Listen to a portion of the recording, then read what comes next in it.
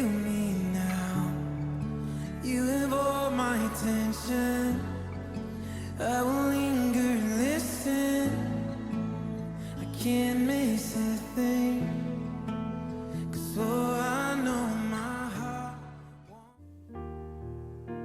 오늘 우리에게 주신 하나님의 말씀은 잠언 13장 18절 말씀입니다.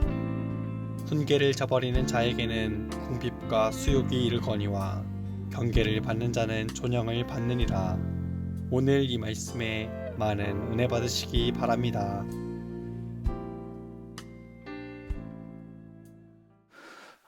오늘 새벽 우리가 생각할 질문 첫 번째는 우리가 그리스도인하고 우리를 부르는데요. 이 그리스도인에게 어떤 특징이 있는가 하는 질문입니다. 모든 호칭에는 명칭을 붙일 때에는 그 명칭을 붙인 사람들의 삶의 특징이 있습니다. 근데 우리가 그리스도인 하면 이 그리스도인에게는 어떤 특징이 있는가 하는 점을 여러분들이 생각해 보시면 좋겠습니다. 다양하게 우리가 그리스도인에 대해서 이야기할 수 있겠습니다. 그리스도인 하면 여러분의 지금까지의 경험, 또 여러분들이 배운 지식과 경험에 따라서 혹은 또 다른 사람들이 하는 어떤 다른 사람의 의견에 따라서 여러 가지 얘기할 수 있는데요. 초기 교회 시대 가운데 처음에 교회가 세워질 때는 그리스도인 하면 그리스도께서 걸어가신 길을 예수님께서 나는 길이다 말씀하셨는데 그 길을 따라 함께 걷는 사람들이 그리스도인이었습니다. 또 조금 더 초기 교회가 지나가고 나서 신약의 2세대 정도, 그러니까 디모데 전후서가 쓰여지던 주 200년 가까이 됐을 때에는 그리스도를 닮아가는 사람들, 그리스도를 본받는 사람들, 우리가 토마스 아 캠피스의 책이 지금도 번역이 돼서 신앙의 고전으로 읽히고 있는데 이제 그런 특징이 있겠죠. 그래서 길을 걷는다, 또 닮아간다, 이런 특징이 있겠습니다. 오늘 저는 여러분에게 그리스도인에게 어떤 특징이 있는가 할 때 먼저 이런 대답, 또 이런 정의를 기억하시면 좋겠습니다. 그리스도인에게는 다른 사람을 변화시키는 특징이 있습니다. 저희가 금년의 주제가 미래를 변화시키는 사람들, 또 미래를 변화시키는 신앙 공동체인데요. 다른 사람을 변화시키는 특징이 있습니다. 그러니까 우리가 진짜 그리스도인을 만나면 그 진짜 그리스도인과 함께 길을 걸어가면, 함께 신앙생활을 하면 우리의 삶이 변화되는 놀라운 특징이 있습니다. 변화가 된다는 것은 능력이 임하는 것입니다. 능력은 힘이죠. 예를 들어서 우리가 아침에 교회 나오실 때 걸어 나오시는 분들, 가까이 계신 분도 있지만 차량을 통해서 나오시게 되는데요. 차가 움직이는 것은 차를 움직일 수 있는 힘이 있기 때문입니다. 그 힘을 움직이는 능력, 그래서 한자로 우리가 동력이라고 부르는데 이 동력을 주는 것은 차의 엔진입니다. 차의 엔진이 튼튼하고 힘이 넘쳐야 그 무거운 차량이 대부분 중량이 많이 나가잖아요. 금속 계통의 차량이 움직여서 우리로 교회까지 10분, 20분, 30분 이동하게 하는 것입니다. 변화는 곧 힘이고 능력이라는 것을 한번 생각해 보시면 좋을 것 같습니다. 24시간 전에, 하루 전에 우리가 새해맞이 대예배를 할 때 제가 여러분에게 하나님이 우리를 세워주신 자리에서, 즉 우리가 서 있는 자리에서 갈림길의 이정표로 쓰임받게 하소서라고 우리가 마무리하고 기도했습니다. 하나님, 제가 서 있는 자리 가운데서 갈림길의 이정표가 돼서 의인의 길을 또 악인의 길을 선택할 때 어떤 길을 선택할 수 있는지, 복의 길과 저주의 길이 있을 때 복의 길을 선택하도록, 생명의 길과 사망의 길이 있을 때 생명의 길을 선택하도록 하나님께서 우리를 사용하게 하여 주시옵소서라고 기도했습니다. 이 기도 가운데 여러분이 갈림길 이정표처럼 쓰임받게 된다면 여러분을 만나는 누군가는 갈림길 이정표에서 의의 길로, 복 있는 길로, 생명의 길로 접어들어서 그의 삶에 분명한 변화가 있는 것입니다. 적으로 그리스도의 삶은 다른 사람에게 도전을 주는 삶이고, 영적인 도전은 그의 삶을 변화시킨다 하는 것을 보게 됩니다. 중요한 것은 어떤 그리스도인은 다른 사람에게 도전이 되고 이정표처럼 변화를 줄 텐데 어떤 그리스도인은 평생을 같이 만나도 다른 사람을 변화시키지 못합니다. 변화시키는 그리스도인과 변화시키지 못하는 그리스도인 사이에는 어떤 차이가 있을까요? 이 점을 오늘은 한 번 더 생각해 보시면 좋을 것 같습니다. 바울은 자기 스스로의 삶을 이렇게 표현합니다. 그러므로 내가 다름질하기를 향방 없는 것 같이 아니하고 싸우기를 허공을 치는 것 같이 아니하여 내가 내 몸을 쳐서 복종하게 함은 내가 남에게 전파한 후에 내가 도리어 버림이 될까 두려워함이니라.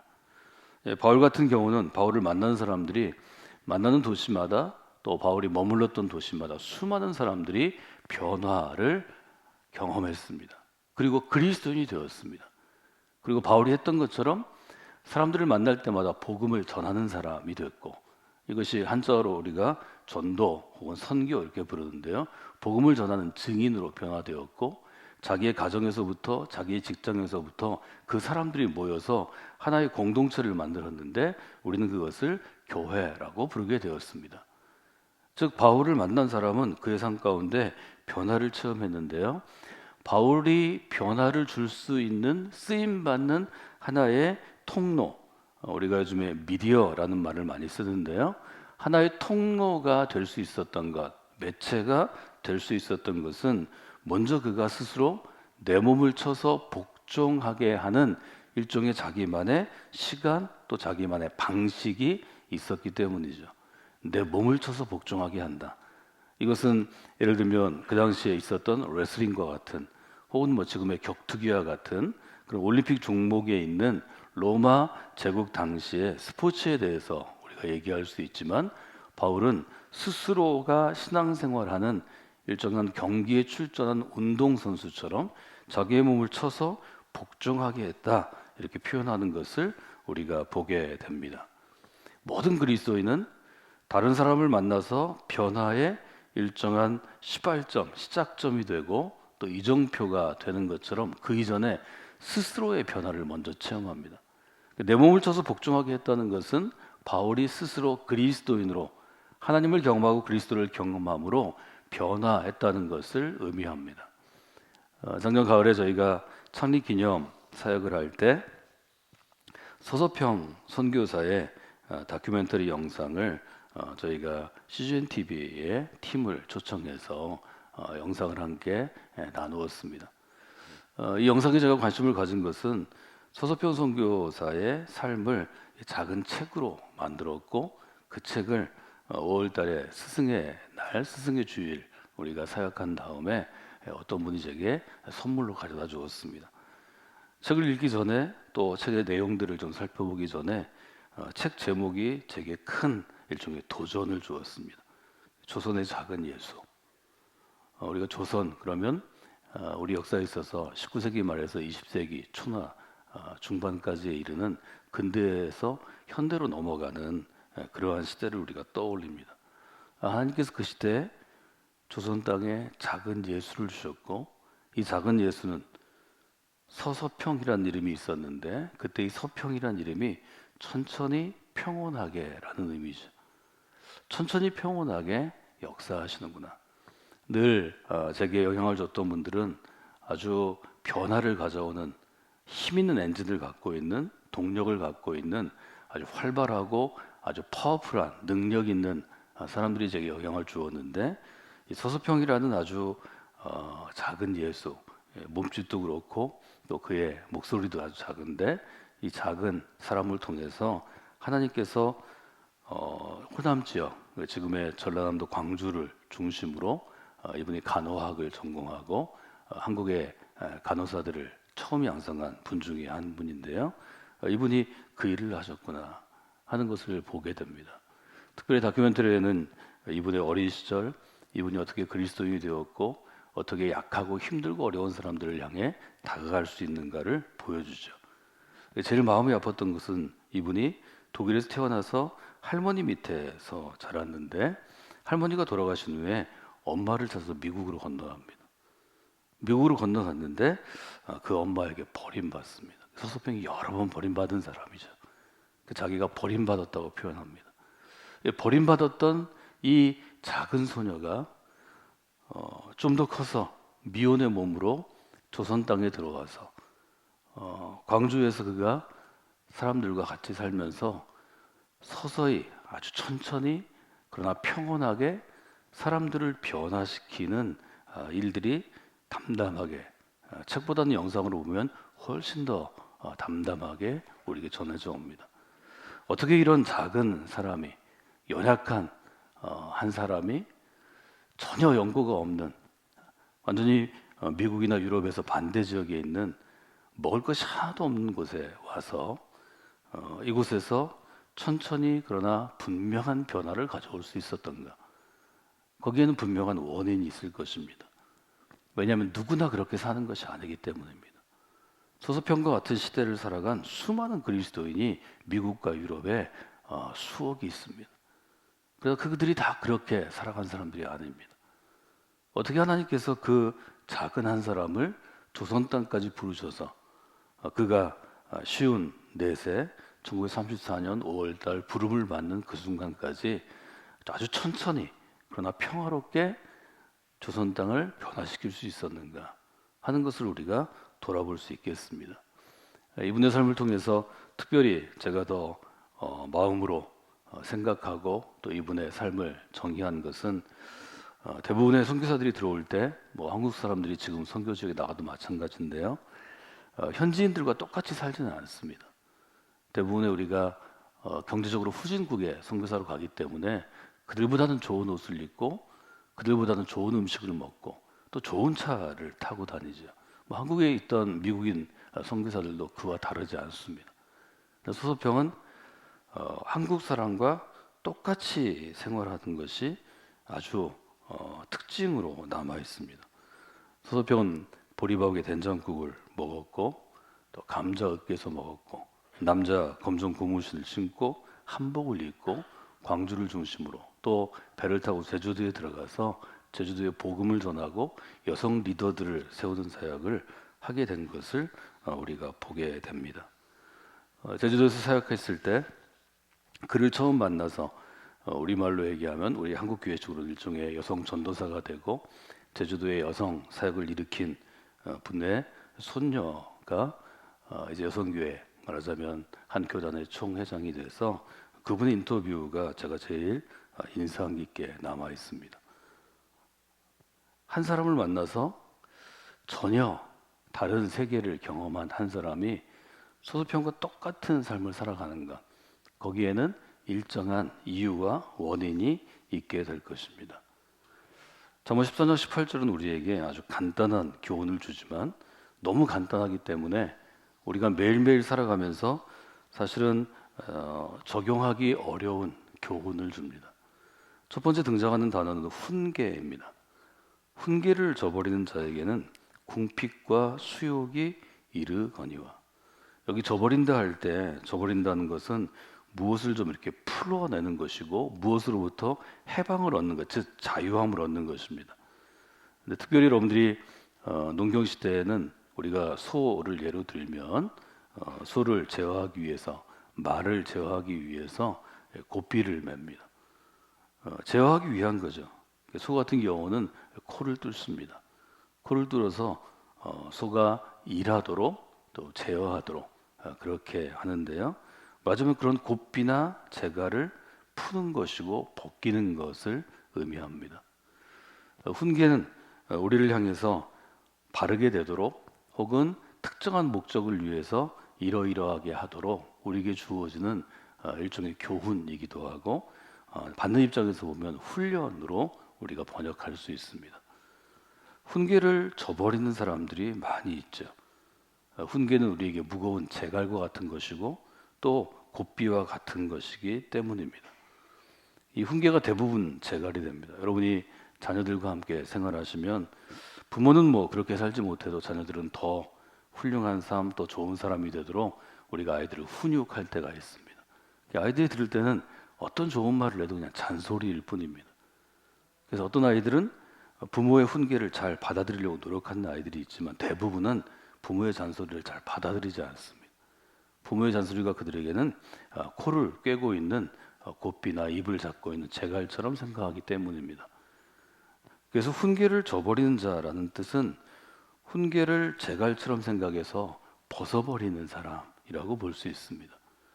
아까 바울의 이야기를 우리가 들었는데 바울은 자기 몸을 쳐서 복종하게 한다 이렇게 표현합니다. 그때 이 훈계는 저는 그리스도인으로서의 일정한 자기 훈련이라고 그렇게 표현을 하면 좋을 것 같습니다. 잠언에서는 훈계를 저버리는 사람에게는 궁핍과 수욕이 다 다르고, 궁핍과 수욕은 가난과 수치입니다. 경계를 받는 자는, 즉 경계를 지키는 사람입니다. 그 훈계가 주는 경계, 나를 견책하거나 나를 복종케 하거나 나를 붙잡는 경계를 지키는 자, 받는 자는 존영을 받게 된다는 거죠. 존영을 받는다는 것은 존귀하다라는 단어에서 온 것인데, 이것은 누군가 나를 존귀한 사람으로 인정해 주는 것입니다. 제가 서서평 선교사의 이야기를 나눠드린 것은 서서평이 주로 훈련시킨 것이 한국의 소녀들이었습니다. 처음에는 이일학교, 지금으로 얘기하면 여성 중고등학교를 만들고, 이것이 지금은 한일장신대학교라는 대학교로 탈바꿈하게 되었습니다. 여러분 조선시대 구한말 생각해 보시면 얼마나 우리가 불결한 생활을 하나요?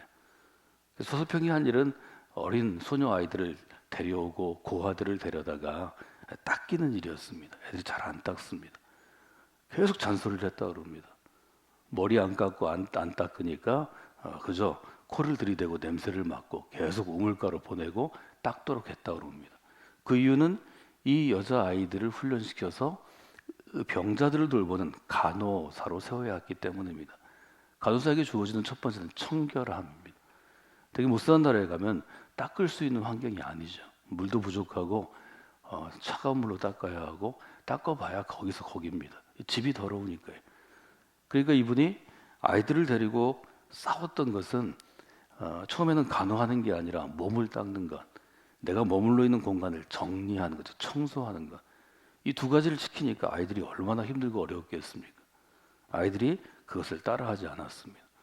그러나 간호사가 되기 위해서는 먼저 나를 청결하게 해서 나를 병으로부터 조금 보호해야 되고, 또 간호사가 예를 들어 불결하면 환자들에게 병이 옮아가니까, 세균이 옮아가니까 그 일을 하고, 또 의사들을 도울 때 의료기구들, 수십 가지 의료기구들을 매일 소독하고 닦아내고 하는 것, 이것을 훈련하는 일이 참 어려웠다고 합니다.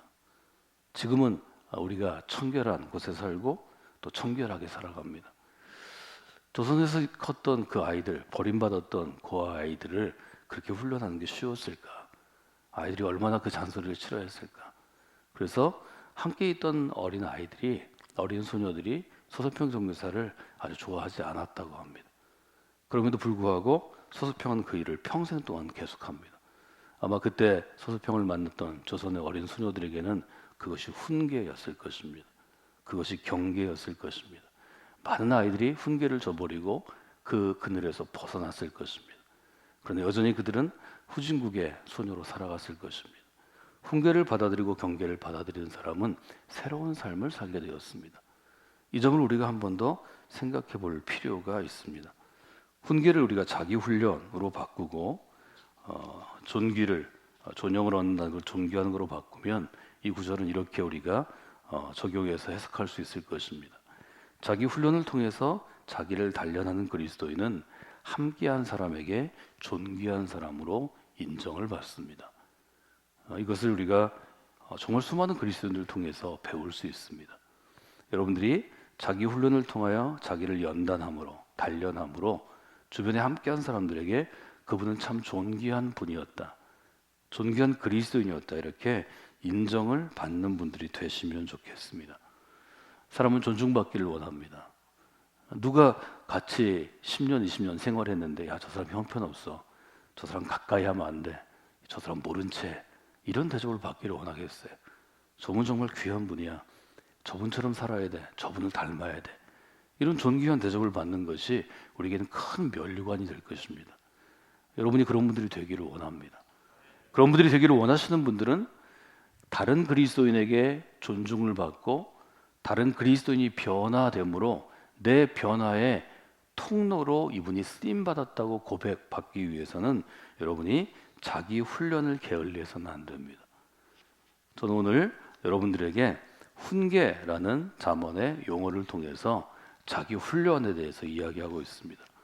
바울의 리더십 다이아그램을 저 여러분과 함께 20년 내내 함께 나누었는데요. 그 중에 세 번째 요소 중에 제일 중요한 게 셀프 디스플레인이라는 항목입니다. 그리스도인은 스스로 자기를 훈련할 줄 아는 사람입니다. 물론 우리 교회와 같은 공동체가 여러 가지가 다 훈련이죠. 예배하는 것, 성서대학처럼 배우는 것, 마다와이처럼 속으로 훈련을 하는 것, 혹은 어떤 사역, 찬양대를 하든 교사를 하든 뭐 어떤 사역을 하는 것, 이것이 다 훈련의 과정이지만 그리스도인은 죽을 때까지 자기 훈련을 멈추지 않는 사람입니다. 저는 바울이 그런 사람이었다고 생각하고 여러분에게 늘 말씀드렸습니다. 생활의 면에서 바울은 자족하는 훈련을 했습니다. 빌립보서 4장에 보면 내가 궁핍함으로 말하는 것이 아니라 어떤 형편 어떤 상황이든지 자족하기를 배웠노니 내가 비천함에 처할 줄도 알고 풍부함에 처할 줄도 알아 모든 일에 배부르고 배고픔과 풍부와 궁핍에도 일체의 비결을 배웠노라. 이것은 생활의 훈련입니다. 바울은 굉장히 검소하게 생활했었고 검소할 뿐만 아니라 사실은 비참하게 생활할 때가 많았습니다. 먹는 것, 입는 것, 생활하는 것이 다 그랬죠. 신앙생활에 대해서는 바울은 연습하라고 디모데에게 강조합니다.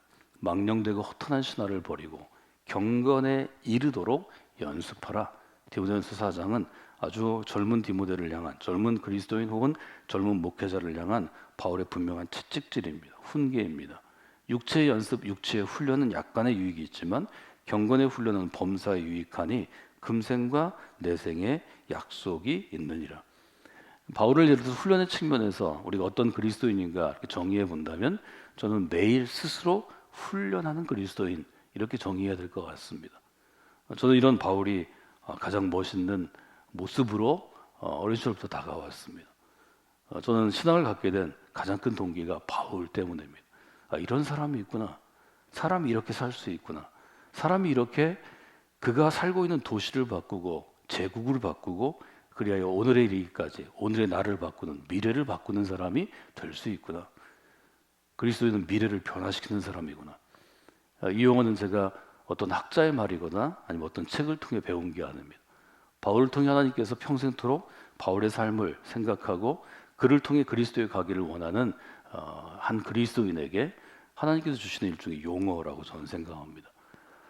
제가 여러분과 함께 성경계 믿음의 공동체를 다듬고 훈련해 가면서 우리에게 제일 중요한 신앙의 원칙으로 선훈련 후사역의 원칙을 말씀을 드렸습니다. 저는 이것이 그리스도인에게 가장 중요한 원칙이라고 생각합니다. 모든 사람은 일하기를 원합니다. 좀 빛나기를 원합니다. 근데 대부분이 준비가 안 돼 있고 능력이 안 돼 있습니다. 우리가 교회 공동체 안에서 일할 때 그리스도인 일할 때 가장 중요한 것은 먼저 나를 훈련하고 사역 가운데 나아가는 것입니다.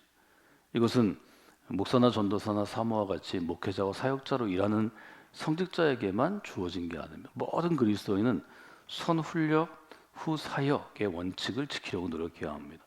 올 한 해 동안 성공교회 믿음의 공동체 안에서 이 선훈련 후 사역의 원칙을 여러분들이 지키는 분들이 되시기를 원합니다. 여러분이 누군가에게 영향을 끼치고 싶으면 먼저 그 영향보다 훨씬 더 크게 스스로 훈련하셔야 합니다. 여러분이 무엇인가를 변화시키고 싶으면 그 변화의 폭보다 내 자신의 변화의 폭이 훨씬 더 커야 합니다. 내가 100만큼 변화되면 다른 사람은 10만큼 변화되는 것입니다. 내가 100만큼 노력하면 다른 사람은 10만큼 따라오는 것입니다. 여러분이 교회 안에서 목회자로 사역자로 혹은 평신도로 장로로 권사로 집사로 혹은 어떤 팀의 무슨 위원장으로 혹은 회장으로 하기를 원하면 여러분들이 먼저 훈련을 받아서 여러분의 신앙이 갖고 있는 영향력을 크게 확대시켜야 합니다. 그 확대시킨 영향력보다 아주 조금 다른 사람들은 변화하는 것입니다. 심은 대로 거두기만 해도 성공입니다. 심은 대로 거두기가 쉽지 않습니다. 여러분이 씨앗을 100개를 심으면 그 중에 10개도 나지 않는 것입니다. 품종에 따라 다르겠지만 다 상태에 따라 다르겠지만 심은 대로 거둘 수 있는 게 아닙니다. 많이 심고 우리는 적게 거둘 뿐입니다. 거두기 하시는 이는 하나님이시라고 우리가 고백할 뿐입니다. 여러분이 이 부분을 분명히 보시고 선훈련 후 사역의 원칙을 기억하시면 좋겠습니다. 훈련은 힘들고 어려운 것입니다. 그러나 여러분들이 스스로를 훈련하는 그리스도인이 되기 위해서는 여러분의 생각들을 몇 가지 바꾸셔야 합니다. 저를 한번 따라서 하실까요? 영적인 훈련은 나의 소중한 친구입니다. 여러분들이 세상을 변화시키고 미래를 변화시키는데 내 인생이 조금이라도 쓰임 받으려면 훈련의 부분에서는 후퇴할 수 없습니다. 양보할 수 없습니다. 오늘도 여러분의 몸을 쳐서 복종케 하는 훈련 가운데 나아가야 합니다. 여러분, 우리 교회도 사람들이 많이 모이는 교회입니다. 이 새벽에 기도하는 것 영적인 훈련입니다. 즉 여러분 주변을 돌아보십시오. 우리 교회에서 빛나기를 원하는 사람, 우리 교회에서 말 많이 하는 사람, 우리 교회에서 굉장히 뭘 하는 것처럼 하는 사람 이 자리에 다 있을까요? 그렇지 않습니다. 서서평처럼 조용하지만 평온하지만 매일매일 변화를 가져오려고 노력하는 사람들이 보이지 않는 곳에서 기도합니다. 저 영적으로 훈련하자 그러면 많은 사람들이 다 거절합니다. 일해야 하고 장가 가야 하고 애 대학 보내야 하고 뭐해 여워야 되고 손주 손녀 봐야 하고 그리고 이제 죽는 겁니다. 이것은 저희 때만 그런 게 아니고 주님의 때도 그랬고 바울의 때도 그랬고 교회 역사는 그랬습니다. 여러분 영적인 훈련을 소중한 친구로 생각하셔야 합니다. 그렇게 고백하십시오. 영적 훈련은 나의 가장 소중한 친구입니다. 훈련이 친구가 될 때 여러분의 삶이 먼저 변화되고 변화된 여러분의 삶을 바라보면서 다른 사람의 삶도 변화의 길로 들어서는 것입니다. 교회 안에서 어떤 사람이 유능한 사람일까요? 한국교회가 병들어가기 시작한 것은 한국 사회에서 유능한 사람, 성공한 사람이 교회에서도 유능하고도 성공하게 인정을 받았기 때문일 것입니다. 좋은 직업을 갖고 많은 소유를 가지고 많은 인기를 가지고 교회에 들어오면 똑같이 VIP로 대접을 받는 문화 때문일 것입니다. 이것은 한국 교회만 그런 게 아닙니다. 미국 교회도 마찬가지고 유럽 교회도 마찬가지고 지금 성장하는 아시아나 아프리카 교회도 똑같습니다. 이것은 인간 생활이기 때문입니다. 여러분이 하나님에게 인정받는 그리스도인으로 살아가려면 훈련이 여러분의 가장 큰 특징이 되어야 합니다. 요즘은 20세기 후반부터 이것을 경쟁력이라고 부릅니다. 저는 4C라는 C로 시작되는 단어로 바울의 내면의 특징, 내면의 장점들을 얘기했는데요. 그때 말씀드린 컴피턴스라는 단어가 이 단어입니다. 컴피턴스는 무슨 일을 할 때 잘 준비되고 훈련돼서 유능함을 말합니다. 예를 들어서 우리가 교회를 지을 때 이때는 건축이나 디자인에 아주 컴피턴스가 있는 분들이 일해야 합니다. 찬양할 때 음악적인 재능이 컴피턴스가 돼야 합니다. 저처럼 목회를 할 때 가르치는 티칭의 재능이 또 말하거나 글을 쓰는 재능이 무엇을 이해하는 논리적인 훈련이 컴피턴스가 될 것입니다. 영적 훈련이 우리의 경쟁력입니다. 여러분이 그리스도로서 다른 사람에게 영향력을 끼치고 그를 변화시키려면 여러분 스스로 먼저 영적 훈련에 깊이 들어가서 훈련을 통해서 변화하고 성숙해야 합니다. 저는 계속해서 미래를 변화시키는 사람은 변화와 성숙에 관심을 갖는 사람이 미래를 변화시킬 수 있다고 말씀을 드렸습니다. 그리고 여러분이 제일 먼저 행하는 일, 교회 안에서 신앙생활을 할 때 행하는 일이 훈련이 되어야 합니다. 선훈련 후사역의 이 원칙들을 여러분 마음 가운데 두시면 좋겠습니다. 여러분 유능한 그리스도인이 되기를 원하시면 훈련 받으시고 스스로 훈련하십시오. 여러분 평생을 그리스도로 살아가면서 정말 외롭지 않고 그리스도인으로서의 매일매일을 좀 자족하고 복된 그러한 존재감을 느끼려면 스스로 훈련하셔야 합니다. 스스로 훈련한 사람은 대부분 지치지 않고 되게 좌절을 잘 이겨내고 어려움도 잘 버텨냅니다. 훈련을 여러분의 매일매일의 친구, 소중한 친구로 삼으시는 게 중요합니다. 오늘은 여러분과 함께 선훈련 후사역에 우리 교회를 이끄는 신앙의 원칙 중에 한 기둥, 첫 번째 기둥에 대해서 함께 나누었습니다. 2023년이 우리 교회 가운데 우리 모든 우리 가족들 가운데 선훈련 후사역의 원칙을 마음에 새기고 스스로를 훈련해 나아가는 귀한 한 해가 되기를 원합니다.